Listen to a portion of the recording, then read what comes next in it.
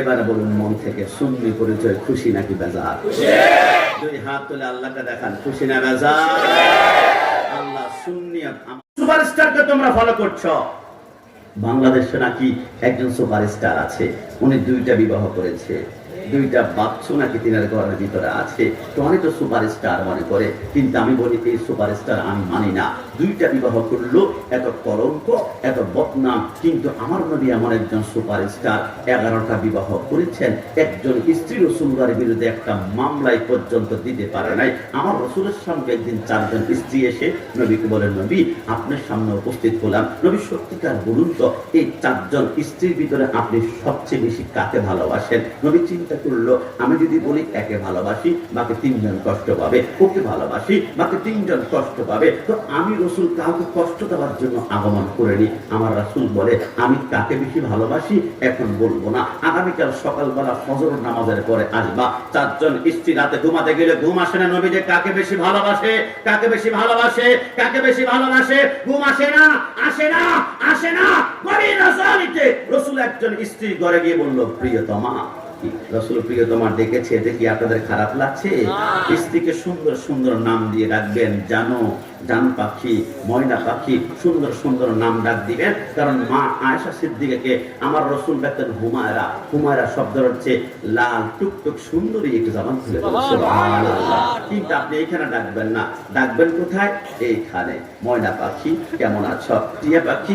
স্ত্রীকে একবার ভালোবেসে ডাক দেন, টাকা লাগবে না, গোল্ড লাগবে না, স্বর্ণের রিং লাগবে না, স্বর্ণের কানের জিনিস লাগবে না, একটু ভালোবাসা নিয়ে একজন স্ত্রী মৃত্যুর আগ পর্যন্ত আপনার জন্য জীবন কোরবান করবে। একটু জবান খুলে বলে সুবহানাল্লাহ। রাসূল বলে আমার প্রিয়তমা হাতের তালু ধরো। যখন খুললো তার হাতের তালুর মধ্যে 2টা খেজুরের দানা দিল। রাসূল বলে তোমার হাতে যে 2টা খেজুরের দানা দিলাম কেউ যাতে করে না জানে। 2 নম্বর স্ত্রী ঘরে গেল, তার হাতও 2টা খেজুরের দানা দিল, কেউ যাতে না জানে। 3 নম্বর স্ত্রী ঘরে গেল, তার হাতও 2টা খেজুরের দানা দিল, কেউ যাতে করে না জানে। 4 নম্বর স্ত্রী ঘরে গেল, তার হাতও 2টা খেজুরের দানা, কেউ যাতে করে না জানে। এবার সকালবেলা সালাতু খায়রুম মিনান নাওম, আযান হলো। 4জন স্ত্রী নামাজ পড়ে, নবী এবার তো বলবেন কালকে সারা রাত এক ফোঁটা ঘুমাতে পারে নাই, তাকে যে আপনি বেশি ভালোবাসেন। নবী আমার বলে আল্লাহ, আল্লাহর শপথ আমি 4জনের ভিতরে তাকেই সবচেয়ে বেশি ভালোবাসি গতকালকে রাতে যার হাতে 2টা খেজুরের দানা দিয়েছিলাম। একটু যখন সুবহানাল্লাহ, মুস্কি মুস্কি হাসে, নবী তো আমাকে 2টা দিয়েছে, তাহলে আমাকে বেশি ভালোবাসে, তবে কাউকে বলা যাবে না। আমার জন মুস্কি মুস্কি হাসে, নবী তো আমাকে 2টা দিয়েছে, আমাকে বেশি ভালোবাসে, কাউকে বলা যাবে না। মুখ দেখানোর জন মুস্কি মুস্কি হাসে, নবী তো আমাকে ভালোবাসে, আমাকে 2টা দিয়েছে। 4জন স্ত্রী 4জনের দিকে তাকায়, মুস্কি হাসে, চুরাচুরি করে না, মারামারি করে না। 4জন এট এ টাইমে রাসূলুল্লাহর সামনে এসে রাসূলের কপাল মোবারকে 4টা চুমা খেয়ে প্রমাণ করে দিল মুসলমানদের সুপারস্টার, সুপার হিরো একজন। লাকাদ কানা লাকুম ফি রাসূলিল্লাহি উসওয়াতুন হাসানাহ, তিনি হচ্ছেন মদিনা ওয়ালা নবী। ডান হাত তুলে বলো ঠিক কি না?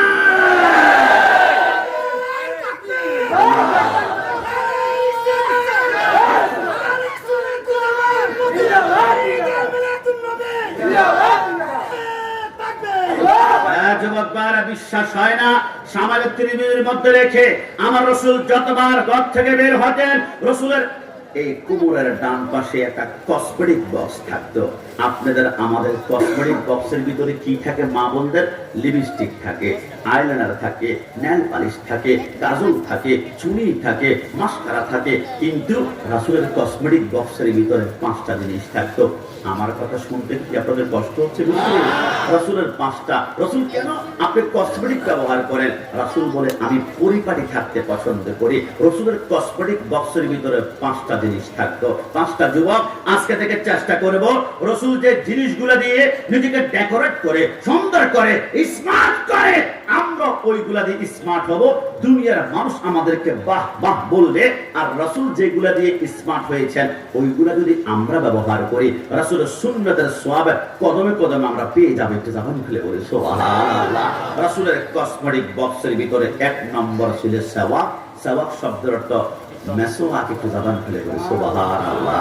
আমার রাসূল বলে তোমাদের অনেকের মুখে দুর্গন্ধ, শীতকালে ঠান্ডা পানি মুখের ভিতরে নিতে পারো না, শিনশিন করে দাঁতগুলা ব্যথা করে ঢাকা স্কয়ার, অ্যাপোলো, ল্যাবরেটরির মধ্যে গিয়ে যাও, ডেন্টিস্টের কাছে দেখিয়েছ, 1 লক্ষ টাকা খরচ করেছ, কোনো মতে দাঁতের ব্যথা ভালো হয় না, দুর্গন্ধ ভালো হয় না, মানুষ তোমার সাথে কথা বলতে চায় না, মুখ থেকে একটা দুর্গন্ধ বের হয়। রাসূল বলে ওয়াল্লাহ বিল্লাহ তাল্লাহ, 3 বার কসম করে বললাম, কোন ব্যক্তি যদি 5 ওয়াক্ত নামাজের পড়বে, একবার করে মেসওয়াক করে, জিন্দেগিতে মুখের দুর্গন্ধ থাকবে না, দাঁতের ব্যথা থাকবে না, জিম্মাদার আমি স্বয়ং রাসূলুল্লাহ হয়ে গেলাম। একটু জবান খুলে বলে সুবহানাল্লাহ।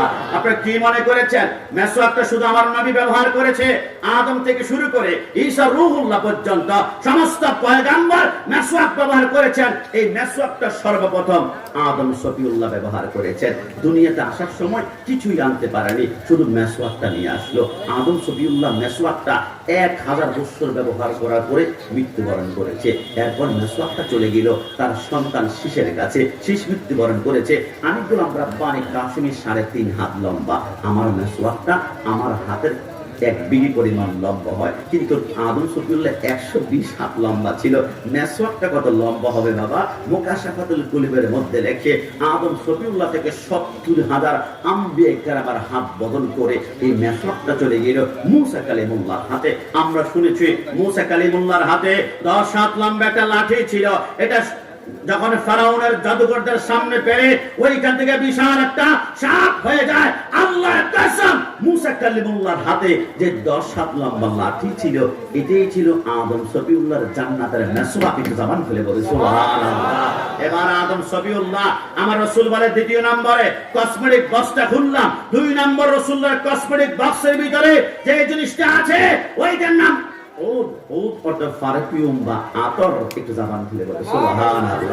আমি চট্টগ্রাম আন্দরকিল্লা একটা জায়গা আছে, অনেকে নাম শুনেছেন হয়তো বা, ওইখানে আতর যেখানে বানায় কেমিক্যাল ফ্যাক্টরিতে আমি গেলাম। আমাকে একজন হুজুর বলে, কষ্ট নেবেন না হুজুর, আপনি তাহেরি সাহেব, জিহাদি সাহেব, ফরিদি সাহেবের ওয়াজ আমরা ভালো শুনি, তবে হুজুর আশ্চর্যের বিষয় কি জানেন, একটা আতর বানাতে হলে অন্তত পক্ষে 50, 60, 70 আইটেমের কেমিক্যাল আমাদেরকে যোগ করতে হয়, এরপর আতর সুঘ্রাণ বের হয় না। তবে একটা জিনিস যতক্ষণ না টাচ করি ততক্ষণ পর্যন্ত আতরের গ্রাম বের হয় না। আমি বললাম কি? বলো হুজুর, গোলাপ ফুলের পাতা অথবা গোলাপ ফুলের পাপড়ি যতক্ষণ পর্যন্ত না আমরা আতর না লাগাই ততক্ষণ পর্যন্ত আতরের গ্রাম বের হয় না। আমি চিন্তা করলাম গোলাপ ফুলের সাথে আতরের সম্পর্ক কি? গোলাপ ফুল কেন লাগাতে হবে?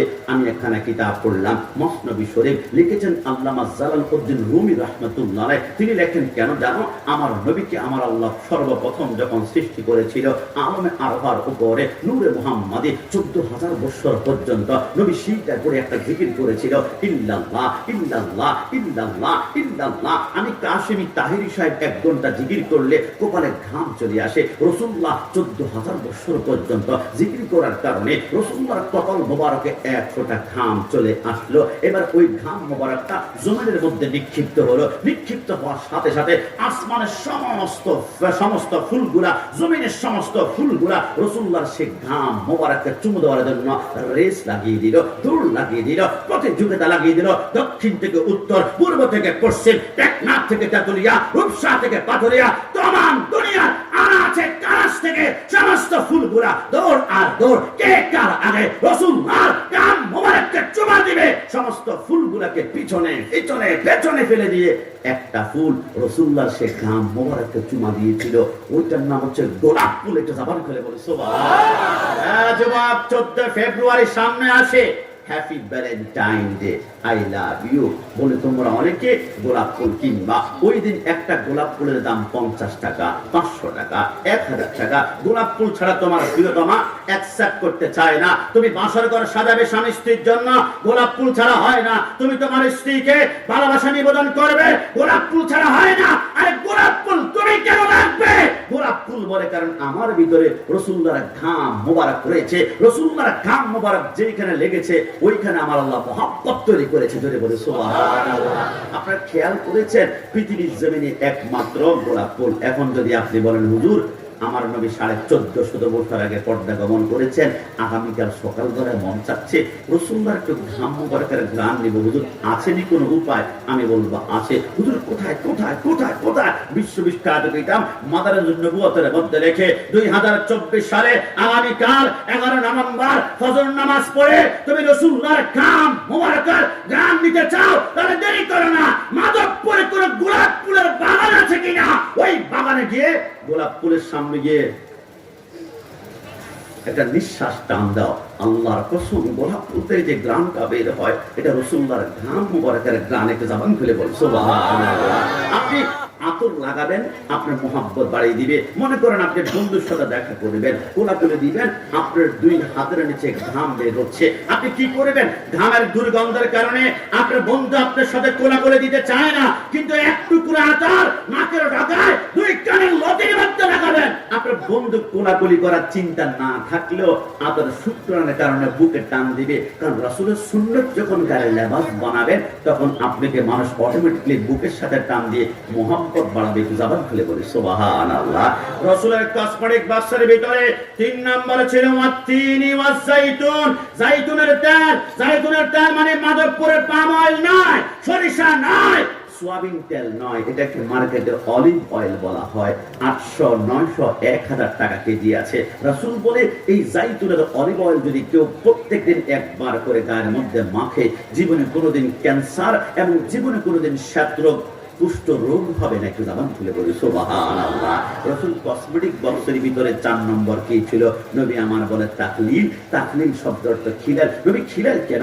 আমার রাসূল বলে তোমরা যে খাও, খাওয়ার পরে ভাতের কোনা, মাছের কোনা, মাংসের কোনা তোমাদের দাঁতের চিপায় আটকে থাকে, 12 ঘন্টা পর্যন্ত এটা যদি খিলাল করে বের না করো, ওইটা পচে ব্যাকটেরিয়া তৈরি করে তোমার দাঁতগুলা পচিয়ে এবং ব্যথা তৈরি করবে। তুমি ব্যথা পেলে আমি রাসূল সহ্য করতে পারি না। লাকাদ জাআকুম রাসূলুম মিন আনফুসিকুম আজিজুন আলাইহি মা আনিতুম হারিসুন আলাইকুম বিল মুমিনিনা রাউফুর রহিম। হে উম্মত, তুমি খেয়াল করো, দাঁত সুস্থ থাকবে, তুমি হাসলে আমি নবী মদিনা থেকে হাসতে শুরু করে চলে বলি সুবহানাল্লাহ। রাসূলের কসমেটিক বক্সের ভিতরে সর্বশেষ যে জিনিসটা ছিল, এটার নাম ছিল চিরুনি। চিরুনি চিরুনি একটু জবান খুলে বলি সুবহানাল্লাহ। সুন্নতে না শুধু নমনীয় আলাপন, আর সুন্নাত হলো উহুদের গর্জন। ডান হাত তুলে বলো ঠিক কিনা? সুন্নাত না শুধু নির্জনে দেনে যাওয়া, আর সুন্নাত হলো পাথরের আঘাত খাওয়া। মোহাব্বতে তার সুদিনের সাথী তুমি, দুর্দিনে ও তার পাশে থাকো কি। আরো কিছু সুন্নাত আছে তুমি জানো কি, জানলে জীবনে কখনো মানো কি। এইটা এতক্ষণ বললাম নরম নরম কথা। এটাই শুধু সুন্নাত নয়, আবার রাসূলের বিরুদ্ধে, কোরআনের বিরুদ্ধে, ইসলামের বিরুদ্ধে কেউ যদি আঙ্গুল তোলে, তার বিরুদ্ধে হুঙ্কার গর্জন দিয়ে বাতিলের বিরুদ্ধে নিজের জান কুরবান করা রাসূলুল্লাহর সুন্নাত। একটু জবান খুলে বলি সুবহানাল্লাহ। হে আমার ভাইরা, আমার সরকার মদিনার বিরুদ্ধে যারা কথা বলবে, আমরা তার বিরুদ্ধে গর্জে উঠতে হবে। কারণ গতকালকে দেখলাম একজন বক্তা স্পষ্ট মানুষের সামনে এসে বলে রাসূলকে স্বপ্ন তো দূরের কথা, বাস্তবে দেখলেও নাকি জাহান্নাম হারাম হয় না। যদি বলি নাউজুবিল্লাহ। আমার দলিল দেখ, আবু জাহেল নবীকে দেখেছে, এই গাদ্দার বেঈমান। আমার রাসূল বলেছে সামিতু রাসূলুল্লাহ সাল্লাল্লাহু আলাইহি ওয়াসাল্লাম ইয়াকুলু লা তামাসসুন নার মুসলিমান রানি। রাসূল বলেছে কোন ব্যক্তি মুসলমান অবস্থায় আমি রাসূলকে যদি এক নজরে দেখে তার জন্য জাহান্নাম হারাম হয়ে যায়। আর হবে না কেন? আমার রাসূলের দিকে এক নজর তাকানোর পাওয়ারটা তো দামটা এখন আপনারা বুঝতে পারেন নাই। মাধবপুরের যুবকরা একটু শুনো, আমার রাসূলের দিকে এক নজর তাকানোর দাম কেমন জানো? রাসূলের দিকে যারা এক নজর তাকিয়েছে এদের নাম হচ্ছে সাহাবী।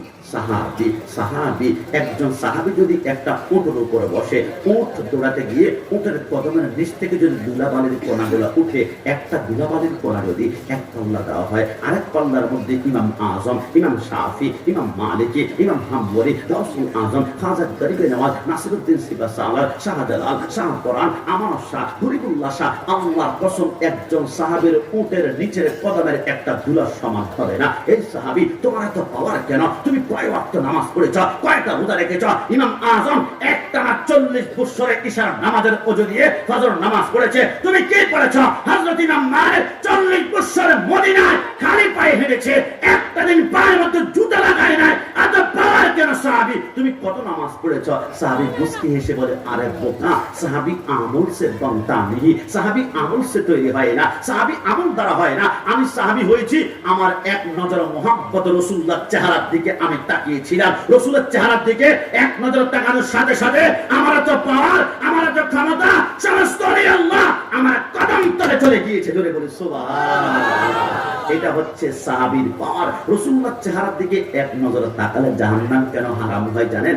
আপনি অবাক হয়ে যাবেন। আমার নবী মেরাজ গিয়েছিলেন, 50 ওয়াক্ত নামাজ নিয়ে যখন দুনিয়াতে আসতে লাগলো, আমার থেকে ভালো জানেন ষষ্ঠ আসমানে মুসা কালিমুল্লাহর সাথে দেখা হয়েছিল। মুসা কালিমুল্লাহর সাথে যখন দেখা হলো, আমার মুসা কালিমুল্লাহ বলে, নবী আপনার উম্মত 50 ওয়াক্ত নামাজ পারবে না, আপনি একটু কমিয়ে আনেন। আমার রাসূল গেল কয় ওয়াক্ত নামাজ কমিয়েছে? 5 ওয়াক্ত। 2 বার, 3 বার, 7 বার, 8 বার, 9 বার গিয়ে 50 ওয়াক্ত নামাজ কমিয়ে আসার পরে আমার নবী যখন 5 ওয়াক্ত নিয়ে আসলো, মুসা কালিমুল্লাহ বলে, নবী আপনার উম্মত 5 ওয়াক্ত নামাজও পারবে না, আপনি আবার যান। আমার রাসূল বলে, কে রে মুসা, আমি একবার গেলে 5 করে কমে আর 5 আছে, আরেকবার যদি যাই তাহলে এই 5 যদি কমে যায় আমার উম্মতের নামাজ তো ফিনিশ হয়ে যাবে, শেষ হয়ে যাবে, জিরো হয়ে যাবে, তাই নাকি? বলে তাই তো। মুসা কালিমুল্লাহ বলে, আমি তো আসলে হিসাবের মধ্যে ছিলাম না। আমার নবী বলে, মুসা তাহলে তুমি বারবার যে আমাকে পাঠাচ্ছ, কেন পাঠাচ্ছ, কেন পাঠাচ্ছ? মুসা কালিমুল্লাহ বলে, আমি তো আমার কারণে পাঠাইনি, আমি পাঠিয়েছি আমার তামান্না পূরণ করার জন্য, আমার আকাঙ্ক্ষা। আরে কিসের তামান্না, আকাঙ্ক্ষা? মুসা কালিমুল্লাহ বলে, আলাম তারা কাইফা ফাআলা রাব্বুকা, নবী আদম থেকে ঈসা পর্যন্ত কোন নবী আপনাকে ছেড়েছিল আপনি সব দেখেছেন। আমি মুসা কালিমুল্লাহ তুর পাহাড়ে উঠে বলেছিলাম, রব্বি আরনি, আল্লাহ তোমাকে দেখতে চাই। আল্লাহ বলেছে, লান তারানি, আমাকে দেখা যাবে না, আমাকে দেখা যাবে না, আমাকে দেখা যাবে না। 70,000 নূরের পর্দা একটু করে ফাঁক করে সামান্য একটু ঝলক দিয়েছিল, তুর পাহাড়টা জ্বলে আমি কাশিমের চোখের সুরমা হয়ে গেল, আমি মুসা বেহুশ হয়ে পড়ে গেলাম। আল্লাহ নূরের তাজাল্লি আমি মুসার গায়ে লাগার কারণে যে আমাকে 40 দিন পর্যন্ত দেখেছে, তার চোখগুলা মোমের মতো গলে গলে পড়ে গিয়েছে। নবী আমি আল্লাহকে দেখতে পারিনি, আল্লাহকে দেখতে পারিনি, তবে আজকে সুযোগ চলে আসছে। আমার নবী বলে, মুসা সুযোগ মানে কি? আমার মুসা কালিমুল্লাহ বলে, নবী আমি বারবার আপনাকে আল্লাহর কাছে কেন পাঠাই? আল্লাহর কসম আমি দেখছি যতবার আপনি আল্লাহর সাথে দ্বিধায় করে আমার সামনে আসেন, যতবার আমার সামনে আসেন, ততবার নবী আপনার চোখের মনের ভিতরে আমি স্বয়ং আল্লাহকে দেখতে পাচ্ছি। একটু জবান করে বলি সুবহানাল্লাহ। এই জন্য মুহাদ্দিসিনে কেরাম বলেন, নবী হচ্ছেন আল্লাহ দেখার আয়না। একটু জবান খুলে বলি সুবহানাল্লাহ, আর তো জবান খুলে সুবহানাল্লাহ। এই জন্য আমরা বারবার আল্লাহর দরবারে প্রার্থনা করব, জীবনে একবার হলো নবীকে আমরা দেখতে চাই কি চাই? একটু দুই হাত তুলে আল্লাহকে দেখান, চাই কি না?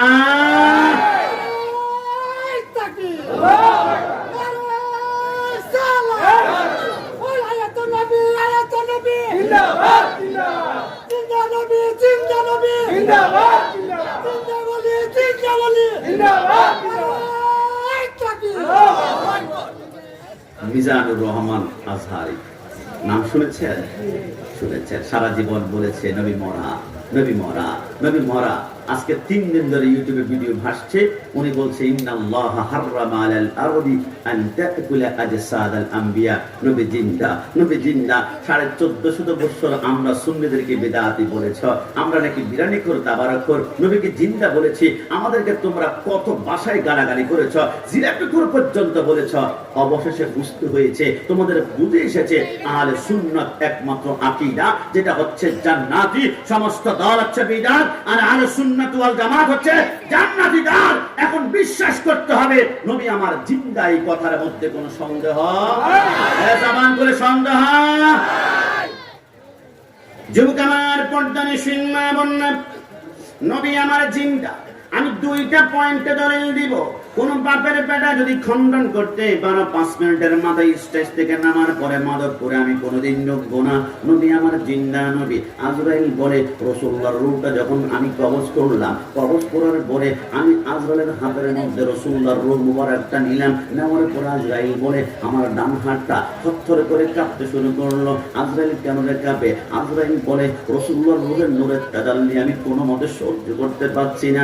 আজরাইল বলে আমি আল্লাহু আকবার বলে একটা চিৎকার করে আমি প্রথম আসমানে চলে গেলাম। এই ফেরেশতারা, আমি মুআল্লিমুল মালায়েকা, আমি সমস্ত ফেরেশতাদের সরদার তোমাদের কাছে একটা সহযোগিতা চাইবো, তোমরা আমাকে করবে কিনা? বলে কি সহযোগিতা? আজরাইল বলে রাসূলুল্লাহর রূহের নূরের তাজাল্লি আমি সহ্য করতে পারি না। প্রথম আসমানে এমন একটা জায়গা দেখিয়ে দাও যেখানে রাসূলুল্লাহর রূহের নূরের তাজাল্লিটা আমি রাখতে পারবো।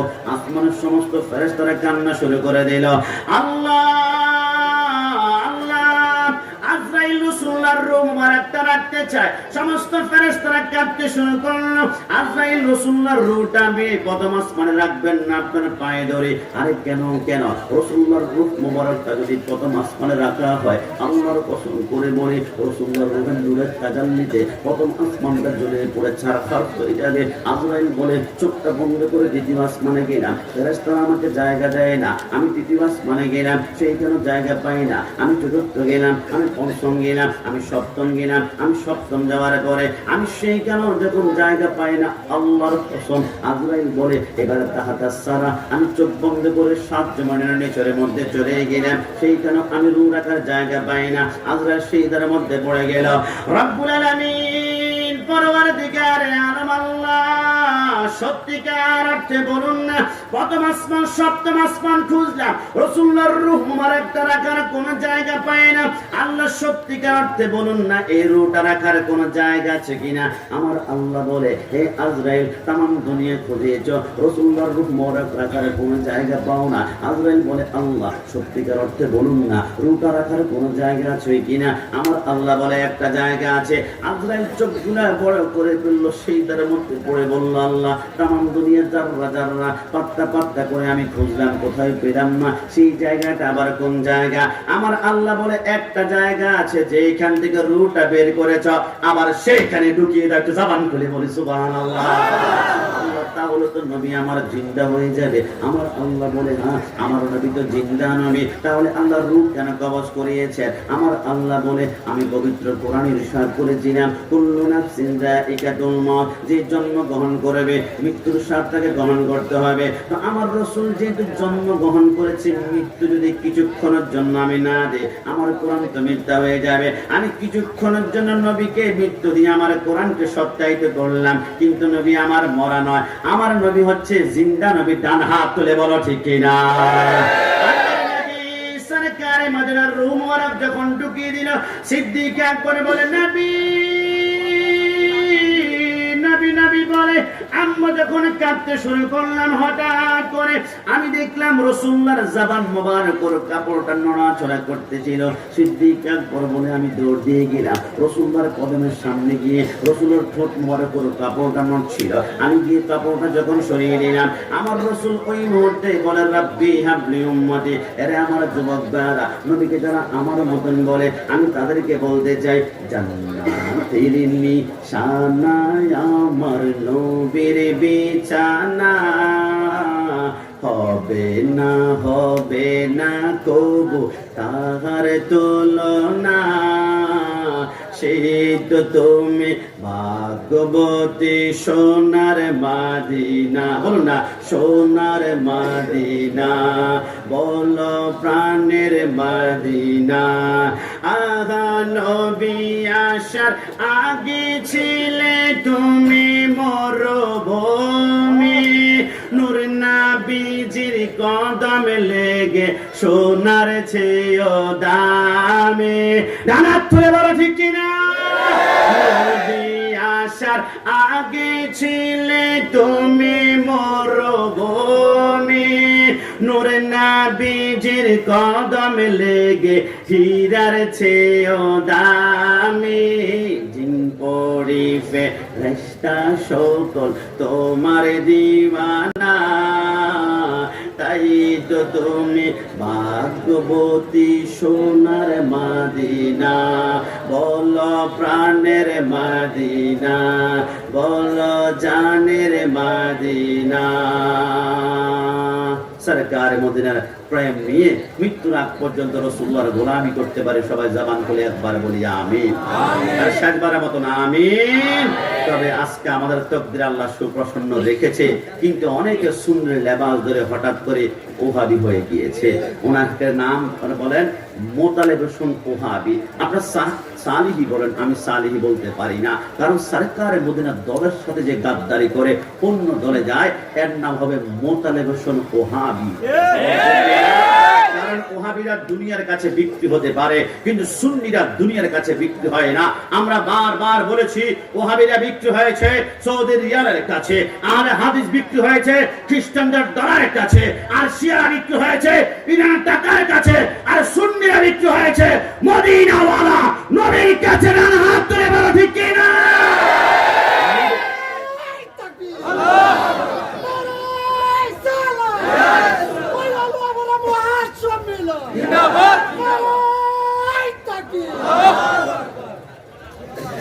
কত বড় গাদ্দার মানুষ বাতিল থেকে সুন্নি হয়। তুমি সুন্নিয়ত থেকে আল্লাহর শপথ সে কোন করে সুন্নি ছিল না। যারা ইসলামের নামে ভণ্ডামি করে, তারা ভণ্ডামের লেবাস লাগিয়ে সুন্নিয়তকে ব্যবহার করতে চায়। ওই মোতালেব হোসেন ওহাবি সে মুনাফিক ছিল। মুনাফিক মানে তার দুই মুখওয়ালা সাপ একদিন সুন্নিদের ভিতরে ঢুকে সুন্নিদের সমস্ত তথ্য সংগ্রহ করেছিল।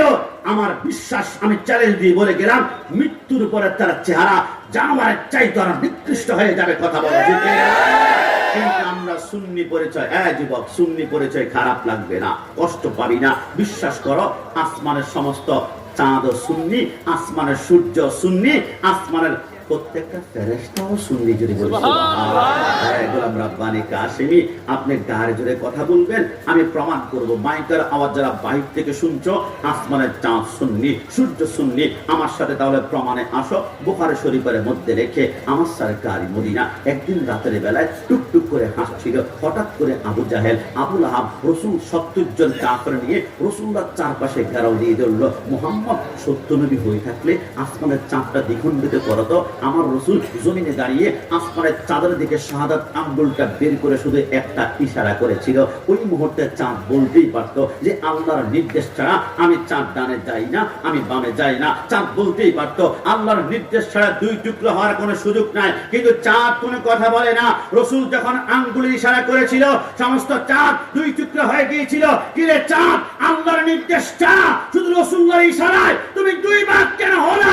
চাঁদের জবান খুলে গেল। চাঁদ মুস্কি মুস্কি হেসে বলতে লাগলো, ये चांद तू चमकता है, ये तेरे फूल है, तू भी मेरा हुजूर का कदमों की दूध है। আমি চাঁদ রাসূলুল্লাহর ইশারায় আমি দুই ভাগ কেন হয়েছি জানো? আল্লাহর কসম, আমি চাঁদকে আল্লাহ বানিয়েছে রাসূলের কদমের ধুলা দিয়ে। একটু জবান খুলে বলি সুবহানাল্লাহ। আমি চাঁদ নবীকে ভালোবাসি, আমি চাঁদ সুন্নি। একটু জবান খুলে বলি সুবহানাল্লাহ। আসমানের সূর্য সুন্নি যদি বিশ্বাস না হয় যুবক, আমার সাথে কল্পনা করো। মাওলা আলী বলে আমি বসা, হঠাৎ করে রসুল একদিন আমার পাজরের মধ্যে ঘুমিয়ে পড়লেন। আসরের সূর্য ডুবে যায়, আসরের সূর্য ডুবে যায়। সূর্য যখন ডুবে গেল, মাওলা আলী একটু কান্না করলো। রসুলদার চেহারার উপর এক ফোঁটা পানি যখন পড়লো, রসুল বলে আলী আলী আলী কেন তুমি কান্না করছো? মাওলা আলী বলে নবী, আসরের নামাজ পড়লে খুশি হবেন আল্লাহ, কিন্তু নামাজ পড়ার জন্য আপনি রসুলকে যদি আমি ধাক্কা দিয়ে ঘুম ভাঙাতে যাই, আপনি যদি একবার উফ বলেন, আমার 1 লক্ষ বছরের নামাজের সেইটা আমাকে জাহান্নামে নিয়ে যাবে। নবী, আমি কি আপনাকে খুশি করব নাকি আল্লাহকে, নাকি আল্লাহকে, নাকি আপনাকে? নবী দুটানার মধ্যে পড়ে গিয়ে কান্না করেছিলাম। নবী, আপনার ঘুমার পাওয়ার সম্পর্কে আমার জানা আছে। মেরাজের রজনীতে উম্মে হানি করে আপনি ঘুমাচ্ছিলেন, জিবরাইল জান্নাত থেকে বরাত দিয়ে আপনি রাসূলের কদমের পাশে দাঁড়িয়েছিল। আমার আল্লাহ বলে, জিবরাইল কি রে করবি? জিবরাইল বলে, আল্লাহ আপনার বন্ধু ঘুমাচ্ছে, বন্ধুকে ধাক্কা দিয়ে এখন কি ঘুম ভাঙাবো না? আমার আল্লাহ বলে, খবরদার, আবা ওয়াস্তাকবারা ওয়া কানা মিনাল কাফিরিন। ইবলিসের সারা জিন্দেগীর আমল যেমন বরবাদ করে ফেলেছি, আমার বন্ধুকে ধাক্কা দিয়ে ঘুম ভাঙাবি না। রাসূল একবার উফ করলে জিন্দেগীর আমল মাটির সাথে মিশে ফেলা হবে। আল্লাহ, তো আমি বন্ধুকে কিভাবে কিভাবে জাগ্রত করব? আমার আল্লাহ বলে, হে জিবরাইল, তোমার কি মনে পড়ে তোমার পায়ের তালু থেকে মাথার তালু পর্যন্ত আমি আল্লাহ নূর দ্বারা বানিয়েছি, নূর দ্বারা বানিয়েছি, নূর দ্বারা বানিয়েছি।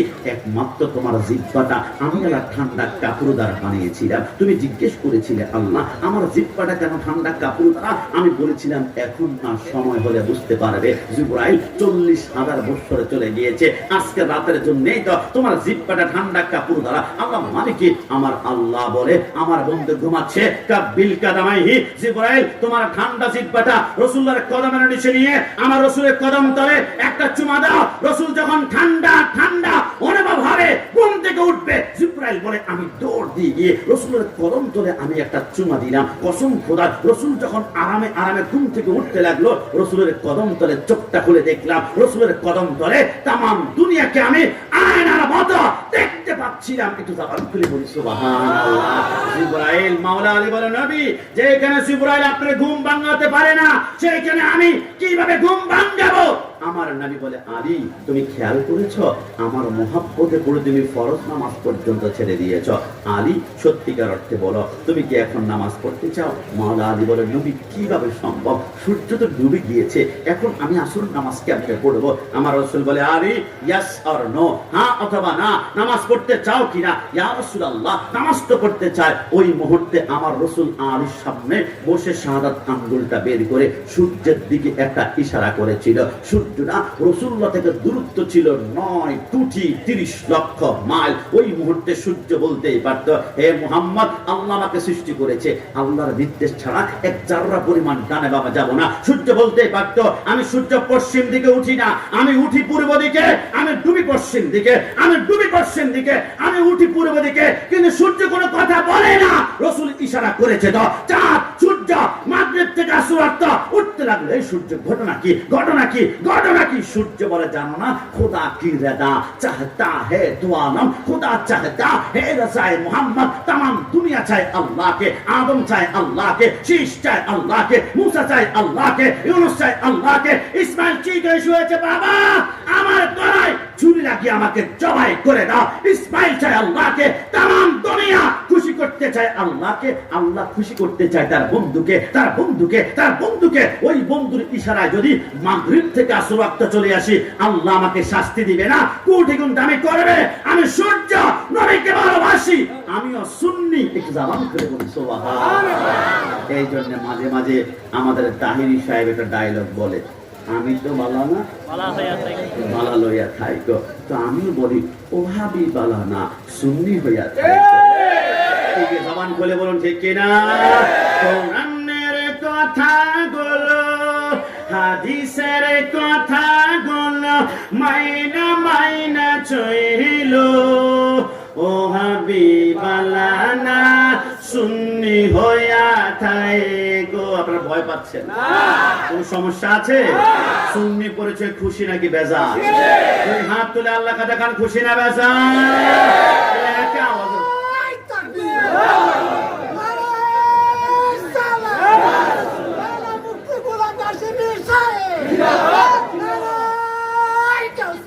দেখি দেখি তো কারা কারা খুশি। যারা খুশি আমার সাথে মুস্কি মুস্কি হেসে হেসে বলবেন, আর যারা বলবে না মুখটা কালো হয়ে যাবে, বুঝতে হবে গন্ডগোলটা, ক্যান্সারটা সেইখানে গিয়ে থেকেছে। কোরআনের কথাগুলো, হাদিসের কথাগুলো মাইনা মাইনা চইল, ওহাবিবালা না, সুন্নি হইয়া থাইকো। ডান হাত তুলে, ওহাবিবালা না, সুন্নি হইয়া থাইকো।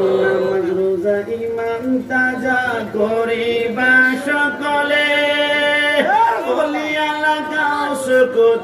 সবাই নামাজ পড়। মন থেকে বলুন, 5 ওয়াক্ত নামাজ পড়তে চাই কি চাই?